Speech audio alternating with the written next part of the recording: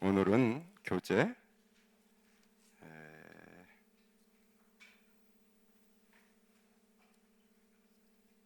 77면, 그죠? 77면 77면 안식일에 대한 논쟁들. 그죠?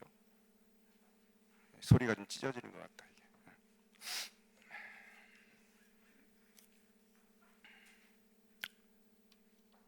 자, 안식일에 대한 논쟁들, 거기 77면 글을 제가 먼저 읽습니다. 자신이 메시아라고 주장하신 것 말고는 안식일 문제만큼 예수님이 유대의 종교 지도자들과 날카롭게 대립한 문제도 없습니다. 예수님은 당신의 율법주의적인 제약들이 안식일에 대한 원래의 취지에 어긋나는 것이라 하여 이를 정면으로 반대하셨습니다.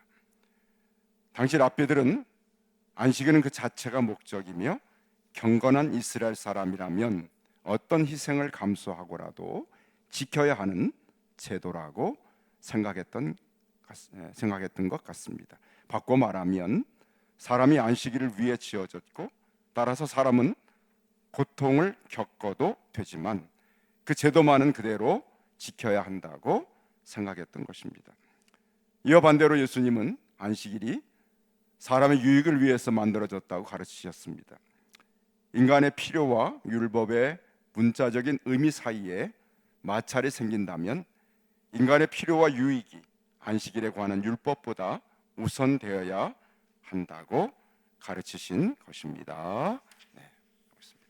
자, 그러면 오늘 안식일의 세 가지 사건에 대해서 우리가 예수님과 바리새인들, 그들 사이에 일어난 어떤 대립, 갈등, 이것이 무엇이고 바리새인들의 반응과 그들의 주장, 거기에 대한 예수님의 가르침, 그리고 그 결과에 대해서 함께 우리가 살펴보려고 합니다. 우선 세 가지 본문을 우리가 관심을 두고 봐야 되겠습니다. 먼저 요한복음 5장 1절에서 17절 말씀 펴셔서, 요한복음 5장 1절에서 17절, 요한복음 5장 1절부터 17절 말씀, 18절까지 읽어야 되겠네요. 그렇죠? 교대로 한 절씩 읽어볼까요? 제가 1절, 여러분들이 2절. 요한복음 5장 1절부터 18절. 그 후에 유대인의 명절이 되어 예수께서 예루살렘에 올라가시니라.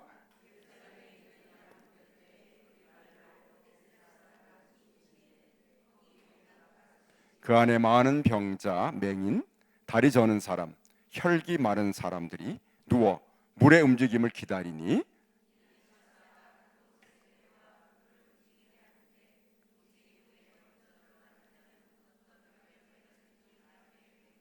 거기 38해 된 병자가 있더라.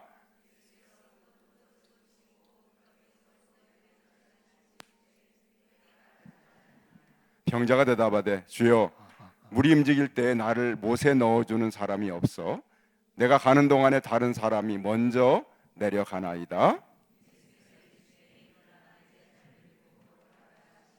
그 사람이 곧 나와 자리를 들고 걸어가니라. 이 날은 안식일이니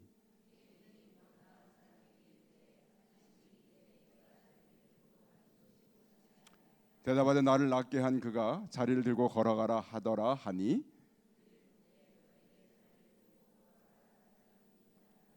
고침을 받은 사람이 그가 누구인지 알지 못하니 이는 거기 사람이 많으므로 예수께서 이미 피하셨음이라.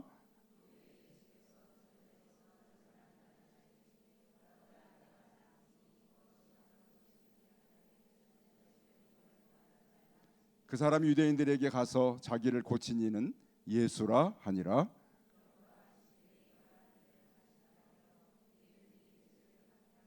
예수께서 그들에게 이르시되 내 아버지께서 이제까지 일하시니 나도 일한다 하시매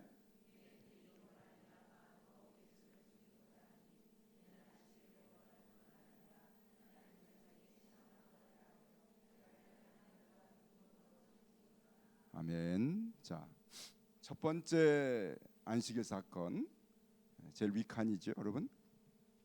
자, 맨 왼쪽에 쟁점 및 책망의 내용이 무엇인가? 자, 안식일에 지금 바리새인들과 유대인들과 예수님 사이에 다툼이 생기는데, 갈등이 생기는데, 갈등의 원인이 뭐냐면 8절 9절을 보면 예수께서 어떻게 해요? 베데스다 못에 갔는데 38년 된 그러한 병자가 있었다. 여러분, 얼마나 오랫동안 병으로 고생한 사람입니까? 그 사람이 거기 누워 있으면서 예수님이 그를 보시자 얼마나 불쌍하셨겠어요.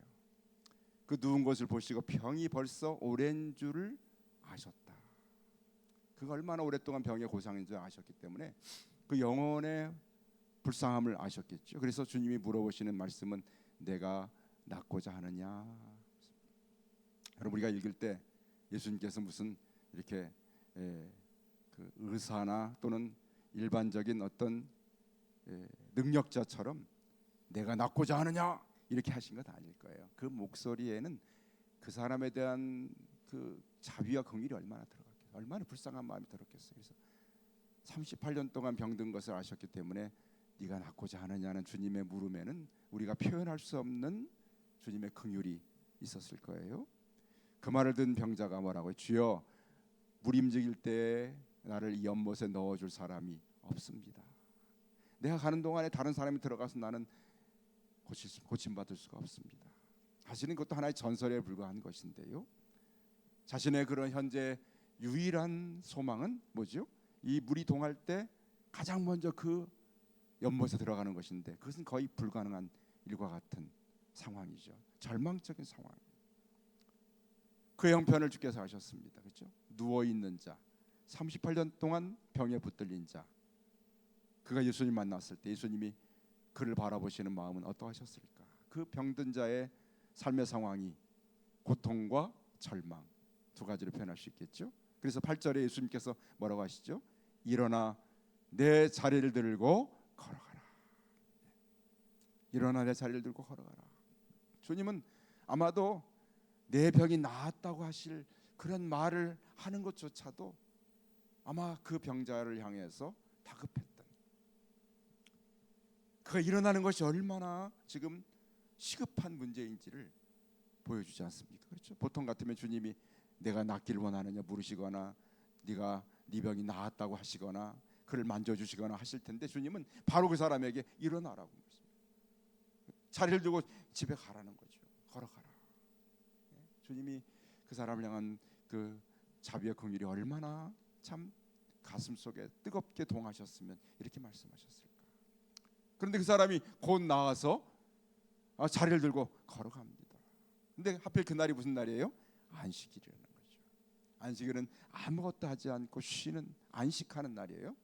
유대인들은 안식일에 해서는 안 될 일들을 다 정해놓고 그것을 어기게 되면 안식일을 범한 사람으로, 안식일을 범한 자는 돌로 쳐서 죽게 하는 것이 그들의 안식일 엄한 규정이에요. 아주 유대인들은 안식일에 대해서 율법 가운데 매우 중요하게 여기는 것이 안식일 규정이에요. 자, 근데 유대인들이 그 바로 반응을 합니다. 10절에 유대인들이 병 나은 사람에게 이르되 안식일인데 네가 자리를 들고 가는 것이 옳지 아니하다. 이제 여기서 문제가 생기는 거죠. 그래서 8절 9절에 오늘 문제는 무엇입니까? 이 사람을 예수님이 병을 낫게 치료해 주셨는데 그래서 그 사람이 그 자리를, 자기 깔고 있던 자리를 들고 집에 가는데 어떻게 해요? 그날이 무슨 날이라? 안식일이라. 오늘 유대인들의 그러한 그 사람을 바라보는 눈은 뭐예요? 그 사람이 일어나서 자신의 깔았던 자리를 들고 걸어가는 것, 그것이 안식일을 어겼다는 겁니다. 그렇죠? 11절에 10절에 병 나은 사람에게 안식일에 네가 자리를 들고 걸어가는 것이 옳지 않다. 이것이 지금 일하는 거라는 거죠. 그것이 유대인들이 바라보는 안식일에 대한 생각입니다. 너무 어이가 없는 것이죠. 자, 16절 이 일에 대해서 16절 바리새인의 반응과 그들의 반박은 무엇일까? 자, 16절에 예수님에 대해서 같이 읽어볼까요? 그러므로 안식일에 이러한 일을 행하신다 하여 유대인들이 예수님을 박해하게 된지라. 병 고친 건 괜찮은데 어떻게 해요? 안식일에 병자가 누웠던 그 자리를 들고 가도록 일하게 만든 것이 자신들의 마음에 율법을 어겼다는 것이죠. 그래서 예수님을 박해했다. 10절은 뭐라고 합니까? 10절 거기 아까 봤죠? 유대인들이 병 나은 사람에게 안식일인데 네가 자리를 들고 가는 것이 옳지 않다. 그 사람에게도 핍박하고 예수님에게도 그런 일을 행했다고 해서 박해하는 유대인들의 안식일에 대한 그런 관점을 우리가 보게 됩니다. 자, 이 사건에 대해서 주님은 뭐라고 말씀하시죠? 17절 말씀에 읽어볼까요? 17절 예수께서 그들에게 이르시되 내 아버지께서 이제까지 일하시니 나도 일한다. 무슨 말? 이것은 하나님 아버지가 하시는 일이다. 하나님 아버지가 하신 일이야.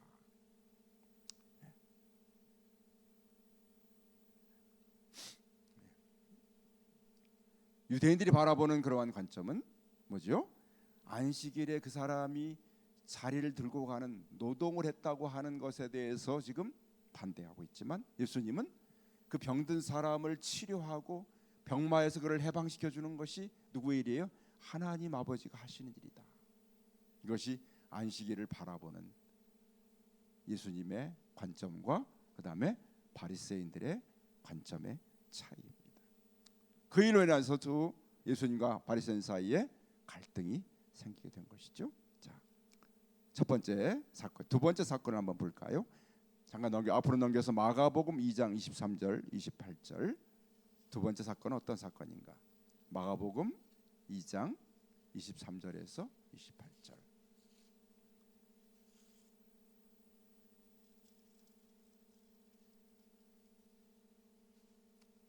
마가복음 2장 23절에서 28절. 그렇죠? 찾으셨죠? 자, 한 절씩 또 저랑 교대로 읽습니다. 제가 23절 읽습니다. 안식일에 예수께서 밀밭 사이로 지나가실새 그의 제자들이 길을 열며 이삭을 자르니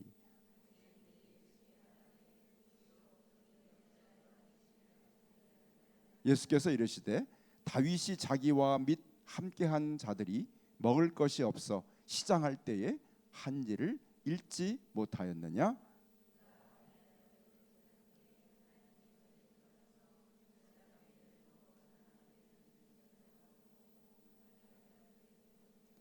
또 이르시되 안식일이 사람을 위하여 있는 것이요 사람이 안식일을 위하여 있는 것이 아니니.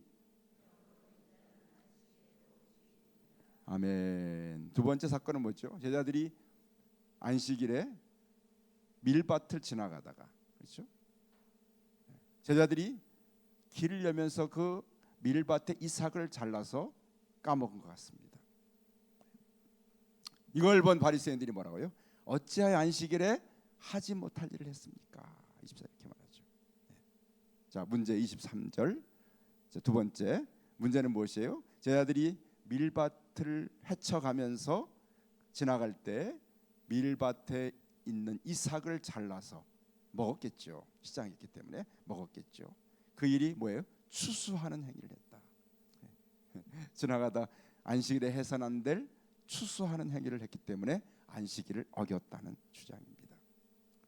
자, 그 일에 대해서 바리새인들의 반응은 어찌하여 안식일에 하지 못할 일을 했습니까? 그것을 바라보는 바리새인들의 관점은 제자들이 밀밭에 있는 이삭을 따서 먹은 것에 대해서 안식일에 해서는 안 될 일을 했다고 주장하는 것이죠. 이래 예수님은 어떤 생각이십니까? 25절 26절에 뭐라고 하시죠? 너희가 다윗이 함께한 자들이 시장하여서 한 일을 알지 못. 다윗이 함께한 소년들과 피신하여 사울에게 쫓겨서 피신할 때 성전에 갔을 때 먹을 것이 없어 시장했을 때 성전에 진설되어 있는 진설병 성전에 놓여 있는 떡을 제사장이 그들에게 주어서 먹게 합니다. 사실 이 떡은 제사장 외에는 먹을 수 없는 그러한 법이에요. 그런데 배고픈 사람이 왔을 때 오늘 제사장은 그들에게 먹을 것을 줍니다. 법으로는 제사장만 먹어야 되지만 지금 너무나 배고픈 사람이 있었기 때문에 그들에게 먹을 것을 주었습니다. 이 얘기를 하면서 바로 이 안식일의 법은 안식일을 위해서 있는 것이 아니고 어떻게 해요? 안식일이 무엇을 위해서? 사람을 위해서 있는 것이다. 27절 한번 같이 읽어볼게요. 27절 또 이르시되 안식일이 사람을 위하여 있는 것이요 사람이 안식일을 위하여 있는 것이 아니다. 아시겠죠? 예수님의 가르침은 오늘 무엇을 바라보느냐 중요한 것이죠. 오늘 바리새인들의 관점은 첫 번째 사건에서도 지금 병든 자의 그 불행과 그의 절망은 보지 않고 병든 자가 일어나서 들고 간 그 깔았던 자리를 들고 가는 일을 바라봤어요. 오늘 제자들이 밀밭을 지나가면서 이삭을 따는 행위만을 바라봤고 그 이삭을 따는 사람의 배고픔은 보지 못한다. 이거 정말 중요한 얘기죠.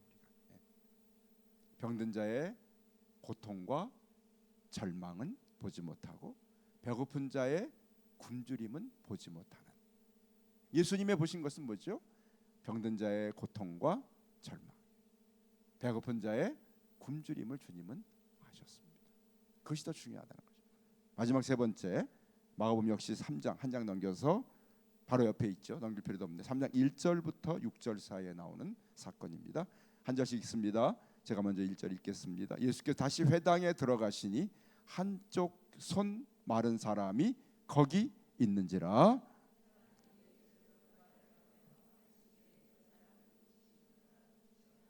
예수께서 손 마른 사람에게 이르시되 한 가운데 일어서라 하시고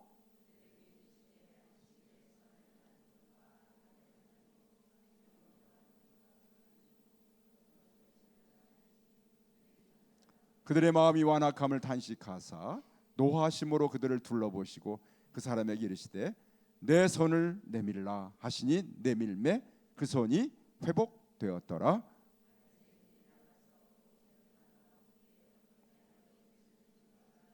자, 또 하나의 세 번째 사건은 무엇입니까?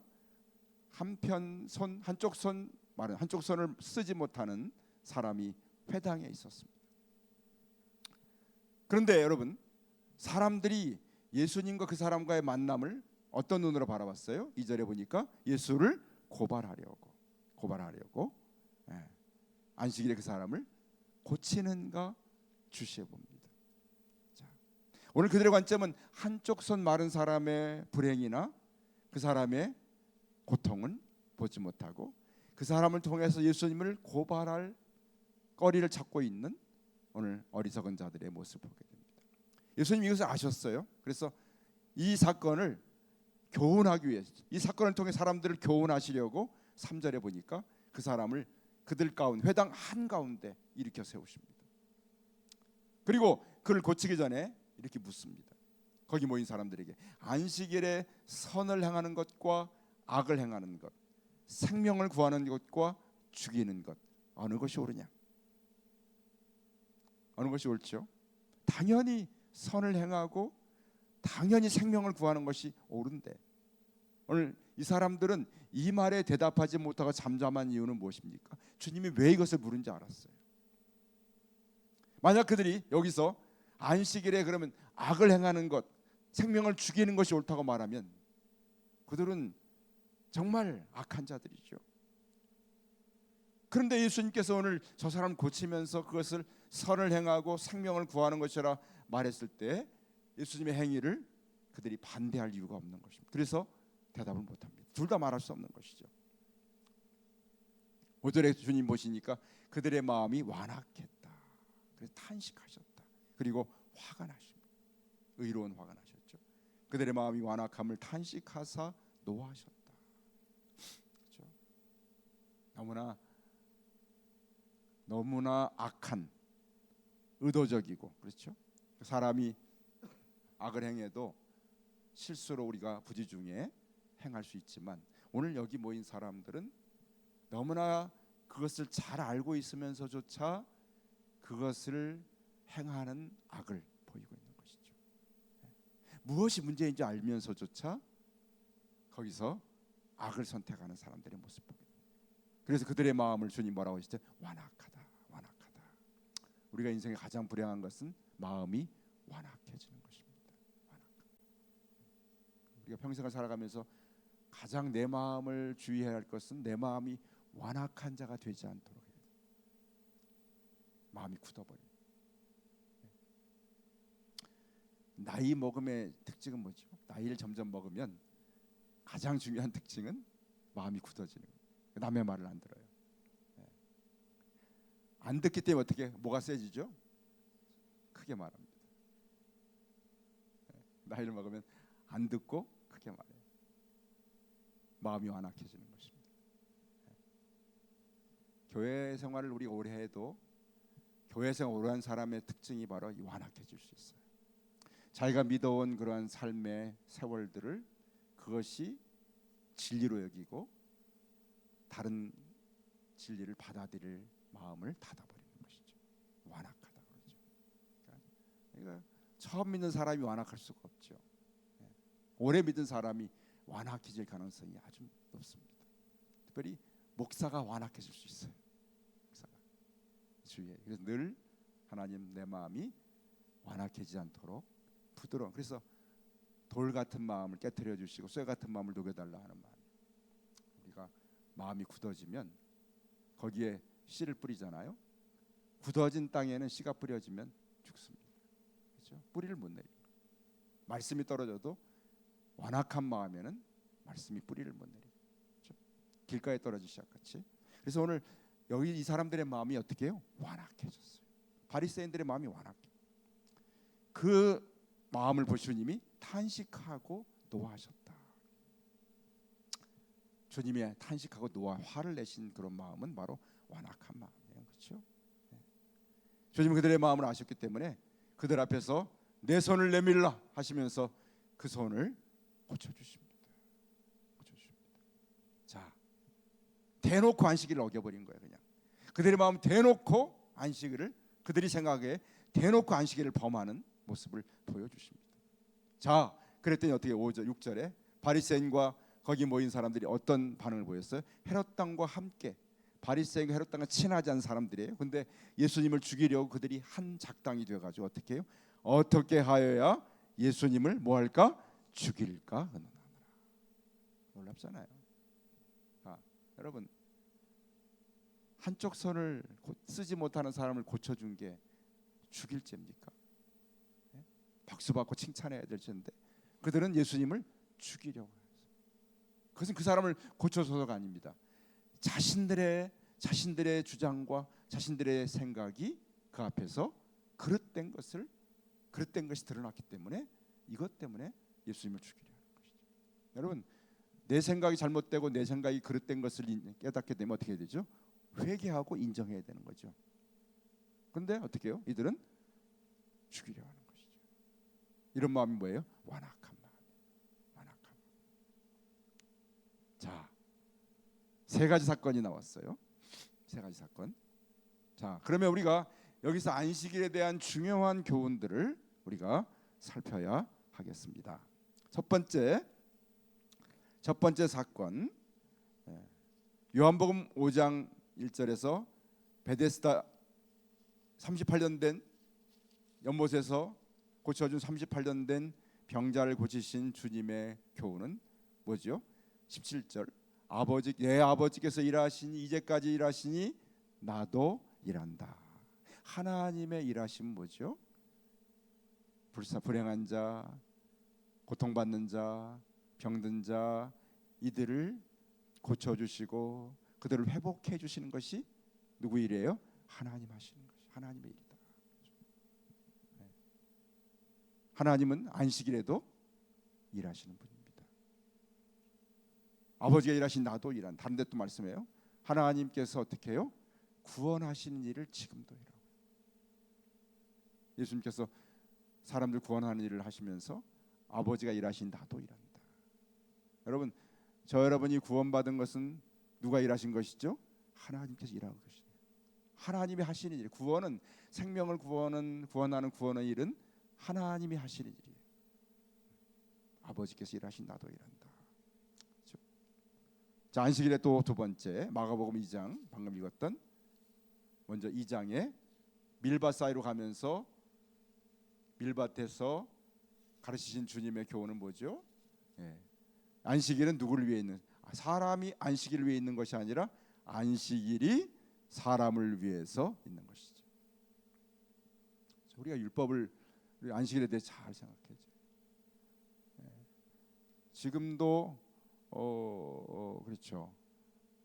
일부 사람들이 안식일에 대한 이 구약적인 생각을 가지고 왜 주일에 뭐 예를 들어서 무슨 돈을 쓰거나 어디를 가거나, 물론 우리가 그런 것들을 절제하고 안 한, 정말 이날을 온전한 주일로 드리기 위해서 절제하는 것은 매우 중요합니다. 할 수 있어요. 그것이 주님을 사랑하는 마음으로 한다면요. 그러나 그날에 내가 그 일을 행함으로 더 큰 유익을 끼친다면 그것은 우리에게 아무런 율법을 어기는 죄가 되지 않습니다. 이제는 안식일은 누구를 위해서? 사람을 위해 있는 것이죠. 영혼을 구원하고 영혼을 유익하게 하고 영혼을 살리고, 그런 일을 위해서 우리가 주일에 뭔가를 행한다면 그것이 더 안식일을 바르게 지키는 것이다. 안식일이 사람을 위해서 있는 것이지 안식일을 지키려고 사람이 있는 것은 아니다. 그리고 마지막 28절에 인자는 안식일에도 내가 주인이다. 예수님이 원하시는 일을 행하며 사는 것이 바로 안식일에도 우리가 행할 수 있는 일이라는 얘기죠. 안식일 내가 주인이다. 오늘 마가복음 마지막에 오늘 한편서 말하는 사람에 대해 주님이 주시는 그런 교훈은 무엇입니까? 바로 예수님께서 4절의 말씀처럼 안식일에 선을 행하는 것, 생명을 구하는 것이 바로 옳다.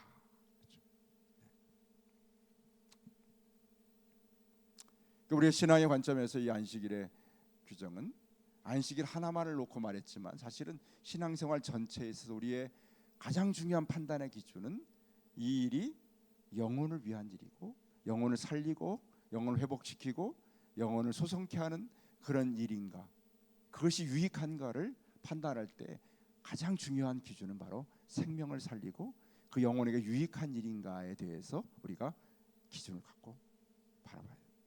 그렇죠? 우리 교회에서도 마찬가지. 안식일은 아니지만 교회에서 문제를 할 때 그 우리 교회가 지금까지 한 적이 없습니다. 우리 교회 전통이 그렇게 해서는 안 했습니다. 그것이 우리가 어떤 법이 있기 때문에 그렇게 하면 안 됩니다. 하는데 과연 그것이 어떤 영혼을 살리거나 어떤 영혼을 유익하게 만든 일이라면 우리 교회 전통이라든지 지금까지 했던 관습이라든지 우리가 정해놓은 법이라든지 이런 것들을 뛰어넘어서 할 수 있는 것이 바로 우리들의 열려있는 마음이 되야 된다는 것이죠. 우리가 어떤 관습이나 습관이나 전통에 막혀서는 안 되는 거죠. 그리고 매우 주의해야 될 그러한 일들인 것을 깨닫게 됩니다. 자, 오늘 우리가 빨리 가야 되기 때문에 제가 10분 더해서 한 챕터를 더 끝내서 여러분 12사도를 택하심을 한 번 더 보려고 합니다. 간단하게 10분 정도. 그리고 이제 다음 시간에는 넘어가려는데 80면에 아주 기도에 대한, 예수님의 마음에 대한 중요한 글이 있기 때문에 한 번 더 공부한 다음에 산상수훈을 공부하려고 합니다. 자, 예수님이 12사도를 택하셨다. 여러분 79면 보시기 바랍니다. 제가 읽습니다. 예수님은 자기를 따르는 제자들 가운데서 12명을 택하셔서 사도로 삼으셨습니다. 얼른 보면 사도들 명단에 모순이 있는 것처럼 보입니다. 이름 때문에요. 야고보의 아들 유다는 마태복음과 마가복음에서는 다데오로 기록되어 있습니다. 바돌로메는 아마 나다나엘이 어떤 것 같습니다. 베드로는 언제나 명단에 처음에 나오고 가룟 유다는 맨 뒤에 나옵니다.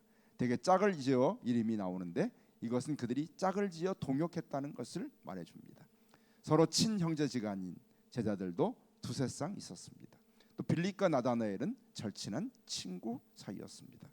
가룟 유다를 제외하고는 모두 갈릴리 사람들입니다. 유다는 유대 사람이었습니다. 자, 우리가 누가복음을 한번 펴야 되겠습니다. 6장 12절 16절. 누가복음 6장 12절 16절.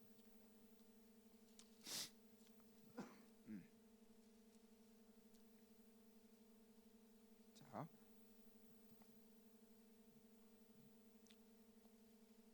누가복음 6장 12절 16절 한 절 교대로 읽습니다. 여러분 펴셨죠? 96면. 제가 먼저 읽겠습니다. 12절. 예수께서 한 동네에 계실 때에 온몸에 아니잖아. 죄송합니다. 5장 펴놓고 정신이가 나갔구만. 죄송합니다. 정신이 잠깐 외출했습니다. 제가 6장 12절. 이때에 그죠? 제가 있습니다. 16절까지. 이때 예수께서 기도하시러 산으로 가사 밤이 새도록 하나님께 기도하시고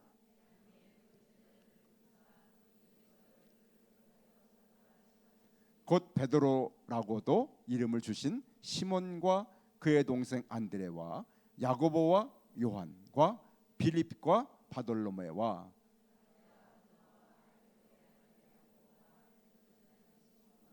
같이 읽습니다. 야고보의 아들 유다와 예수를 파는 자 될 가롯 유다라. 예수님 12제자 이름이 나오죠. 거기 보면 13절에 두 명 짝을 지어서 말하고 있어요. 마태는. 누가는요. 자 14절 곧 베드로라고도 이름을 주신 시몬과 동생 안드레 짝이죠. 야고보와 요한 형제죠. 빌립과 바돌로메, 마태와 도마, 그리고 알파의 아들 야고보와 셀롯이라는 시몬, 야고보의 아들 유다와 예수를 파는 자 될 가롯 유다. 두 명 짝짝이 해가지고 그렇게 6쌍의 제자들을 예수께서 부르셨죠. 자, 다음 시간에 보겠습니다만 사실은 예수님이 이 일을 너무 중요하게 여기신 것 같아요. 그래서 12절에 보면은 제자들을 오늘 부르실 때 전에 이때 예수께서 어떻게 해요? 기도하시려 산으로 가서 어떻게 해요? 밤이 새도록 하나님께 기도하시고. 이 일은 아마 너무 중요하게 여기셨기 때문에 밤새워서 기도하셨다. 밤새워서 중요한 일이기 때문에 아마도 더 하나님 앞에 하나님의 뜻을 구하지 않았을까 생각이 됩니다. 다음 시간에 그것을 보겠습니다. 자, 여기서 19번 사도라는 말은 무엇을 의미하나요? 답이 없어요. 그래서 제가 여러분 찾아보세요 하지만 제가 어떤 목사예요? 어떤 목사? 친절한 목사예요. 너무 친절한 목사이기 때문에 여러분의 제가 찾아갖고 왔어요. 자, 사도라는 그러한 직분이 있어요. 사도라는 직분이 있는데 사도라는 직분은 첫째 예수님의 12제자를 사도라고 부릅니다. 사도. 그래서 여러분 요한계시록에 보면은 12사도들을 12지파 12사도 그들을 12문 12기둥 뭐 그런 일에 그들을 중심으로 세워진 것을 보게 되죠. 예수님이 그래서 이 12를 부를 때 매우 중요하게 여기면서 그들을 사도로. 사도라는 얘기는 보내심을 받았다 그런 뜻이에요. 보내심 받았다. 내가 너를 보냈다 했을 때 그 보내심 받은 자를 사도라고 부릅니다. 두 번째는 예수님의 대신에서 파송된 사람을 사도라고 부르죠. 사도라고.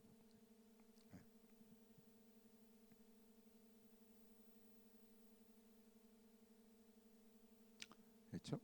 세 번째는 예수님의 부활을 목격한 사람들, 부활의 증인들을 사도라고 부릅니다. 부활. 자, 여기서 바울이 편지에서 보면은 우리가 새벽기도 보지만 고린도 전 편지나 갈라디아 편지를 보게 되면 바울을 유대인 출신 그리스도인들이 집요하게 공격한 한 가지 공격의 대상이 뭔지 아세요? 바울을 왜 공격했냐면 끊임없이 공격했던 이유가 너는 예수님을 따라다니는 제자도 아니지 12제자도 아니단 말이죠. 너 예수님의 부활을 목격한 것도 아니야. 네가 왜 도대체 사도라고 말하는 거냐. 바울을 집요하게 공격을 했어요. 그것 때문에 사도권에 대해서. 그때 바울이 주장한 건 뭐죠? 내가 예수님을 만났다. 다메섹에서 만났다. 그래서 그분이 나를 사도로 보냈다. 너는 이방인과 임금들과 이스라엘을 위하여 택한 나의 그릇이라고 말씀했다. 예수님이 나에게 말씀했어. 너희들은 모르지만 나는 예수님을 만난 사람이야. 바울은 그 간증을 굉장히 강력하게 주장합니다. 사도의 사도권, 사도의 권한에 대해서 굉장히 중요하게 여기고 있죠. 사도권. 그런데 최근에 우리나라나 또 세계적으로 이런 움직임이 있어요. 예수님이 12사도가 있는 것처럼 지금 이 시대에 21세기에 새로운 사도가 나타났다. 그래서 새로운 것이 뭐죠? 신사도라고 해요. 신사도. 그래서 신사도 운동이라는 게 있어요. 그러니까 세계에 12명의 새로운 사도들이, 하나님이 정하신 사도가 있다. 뭐 아프리카에 있고 뭐 있는데, 그들이 그때의 사도들처럼 어떤 그러한 영적인 권한을 가지고, 어떤 권위를 가지고 있는 것처럼 그렇게 행하는 사람들이 있어요. 그래가지고 마치 뭐 전쟁을 예언하거나 지구의 종말을 예언하거나 어떤 영적인 어떤 사건을 예언해가지고 그들이 예언이 뭐 이렇게 들어맞았다, 그런 주장을 하는 이야기들이 유튜브에 보면 많이 나와요. 여러분 매우 주의해야 합니다. 저 화면 다시 보여주세요. 사실은 이 사도라는 직분, 사도라는 용어를 사용하는 것이 그다지 중요해요. 왜냐하면 이제는 직분이 뭔가가 중요한 것이 아니에요. 우리가 하나님 옆에 어떻게 쓰임 받느냐, 제가 목사이지만 목사의 직분이 중요한 것은 아닙니다. 그래서 어떤 교회는, 형제 교회는 목사가 있지 않습니다. 성도들이 다 똑같이 동등한 그러한 직분을 가지고 돌아가면서 가르침과 말씀을 전하는 일을 돌아가면서 해요.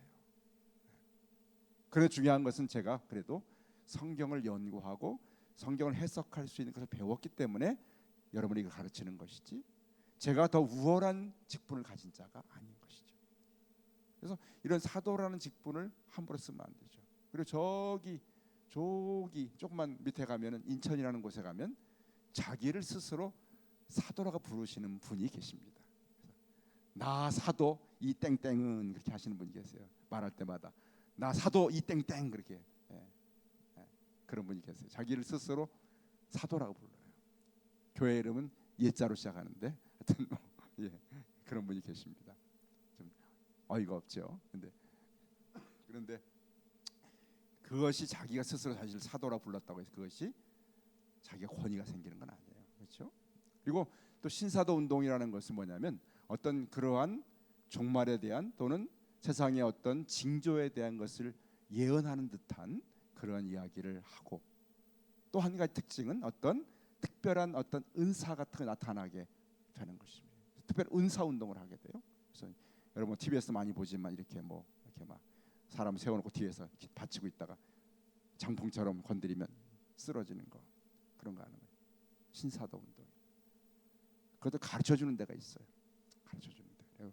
한때 월요일마다 목사님들이 몇백 명이 모여가지고 저 사당동에서, 저도 한번 구경 갔는데 보니까 그것을 가르쳐 줘, 어떻게 하는지 가르쳐 준다고. 매우 위험한, 아주 위험한. 그래서 성경에 나타나지 않는 일이고, 성경에서 그 이후로 사도라는 그러한 직분에 대해서 점점 더 부르는 그런 일이 필요치 않은 것이죠. 그래서 오늘 6번에 사도의 직책을 다시 부활시키려는 그런 움직임은 매우 위험하다. 그래서 여러분 유튜브에 보면 그런 얘기하는 사람 많이 있어요. 그러니까 유튜브를 볼 때는 매우 조심해서 봐야 됩니다. 잘못된 가르침이 얼마나 많은지 몰라요. 주의해야 해요. 그래서 그런 것들의 특징은 뭐냐면, 사람들 가운데 내가 좀 특별하다, 내가 좀 다르다, 우월하다, 그것을 드러내는 사람들에 우리가 주의해야 합니다. 오늘 집에 밥 먹으러 잠깐 갔는데 보니까 요새는 사기를 쳐서 사람에게 돈을 빼앗고 속이는 사람들이 AI로 이렇게 많이 하더라고요. 내가 햄버거를 사왔는데 햄버거가 이렇게 변질됐다고 해서 AI로 변질된 햄버거를 만들어서 그걸 찍어서 보내는 거예요.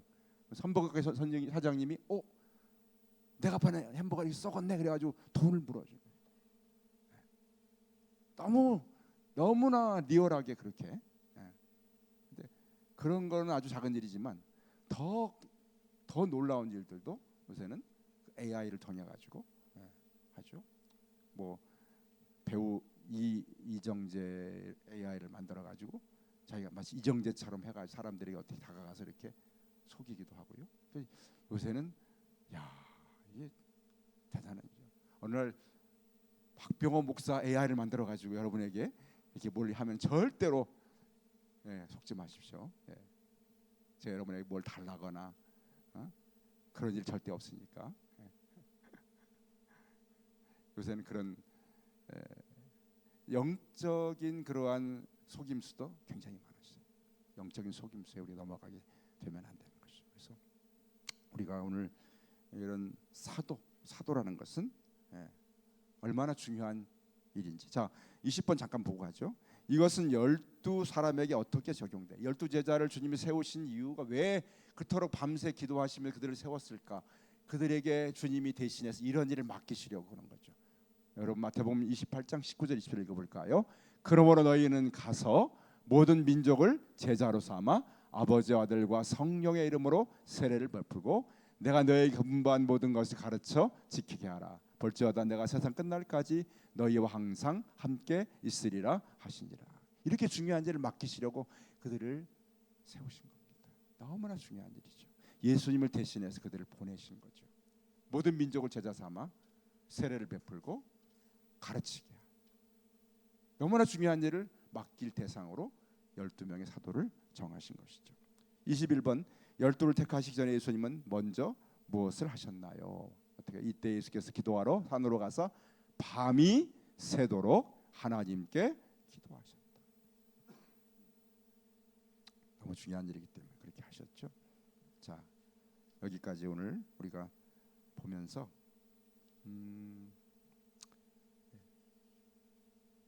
예수님께 주신 그런 예수님의 마음, 율법을 주신 목적, 이 땅에 오신 예수님의 사역, 그 속에는 항상 우선하는 것이 영혼에 대한 긍휼이었습니다. 불쌍히 여기는 마음. 우리가 교회가 긍휼을 잃어버리면 예수님의 마음을 잃어버린 것입니다. 그렇죠? 목사가 긍휼을 잃어버리면 예수님의 일꾼이 아닌 것이죠. 여러분이 마음속에 긍휼이 있지 않으면 바로 그리스도인의 마음이 아닌 것입니다. 그래서 예수님께서 이건 단지 안식일만을 의미하는 것은 아니겠어요. 안식일 규정을 바라보는 바리새인들의 마음, 그걸 보면서 그들은 그 속에 등장하는 인물들, 38년 동안 누워있던 병자, 한쪽 손을 못 쓰는 사람, 배고파서 지금 먹을 것이 너무나 굶주려 있는 사람들, 그들을 바라보는 바리새인들의 마음 뭐였죠? 그들의 불행과 고통과 고난과 굶주림은 보지 못합니다. 단지 그들을 향해서 율법이라는 안식이라는 규정만을 가지고 그들을 바라보는 그들이 바로 긍휼을 잃어버린 그러한 완악한 자들이죠. 완악한 자들. 예수님은 사람을 알아볼 때 안식일을 통해 보지 않으시고 그들 속에 있는 불행을 보시고 고통을 보시고 절망을 보시고 굶주림을 보셨던 것이죠. 그 예수님의 마음이에요. 우리가 안식일뿐만 아니라 신앙생활하면서 예수님을 따르는 삶을 살면서 우리 마음속에 잃어버리지 말아야 할 중요한 한 가지, 예수님의 마음입니다. 그래서 내가 저 사람을 만났을 때, 저 사람을 바라볼 때, 이 일을 바라볼 때 우리가 어떤 눈으로 바라봐야 할까? 어떤 마음으로 바라보고 있는가? 그것이 정말 중요한. 그래서 오늘날 우리 한국 교회가 세상을 바라보고 또 어떤 사람을 어떤 일을 행할 때 어떤 마음을 가지고 하고 있는지를 오늘 예수님의 이 마음을 통해서 돌아봐야 하는 것이죠. 이 마음을, 예수님의 마음을 잃어버려서는 안 된다. 그것이 오늘 우리가 배워야 할 정말 중요한 주님의 교훈인 것을 저도 깨닫고 여러분도 오늘 깨닫는 은혜가 임하시기를 원합니다. 아멘. 기도하십시다.